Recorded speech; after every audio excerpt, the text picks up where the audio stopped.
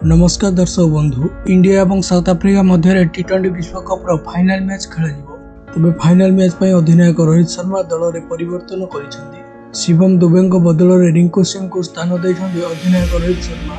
तबे final match पर Bharat team 11 जानापी भिडियोटी को शेष पर्यंत देखु। पूर्व चैनल नुआ होते चैनल को सब्सक्राइब कर भिडियोटी को गोटे लाइक कर दिखाँ। इंडिया और साउथ आफ्रिका मध्य टी20 विश्वकप final match West Indies Kensington Oval stadium में खेल सेपटे साउथ आफ्रिका अफगानिस्तान को सेमीफाइनाल हराई फाइनाल आसीथिबा बेले एपटे भारत सेमीफाइनाल इंग्लैंड को हराई फाइनाल में पहुंची। इंग्लैंड विपक्ष में भारतर घातक स्पिन बल में 68 रन सह विजय होइछि भारत। तबे वर्तमान साउथ आफ्रिका विपक्ष में फाइनाल मैच खेलिया भारतर बछा बछा 11 जणिया दल घोषणा करिसेंति अधिनायक रोहित शर्मा।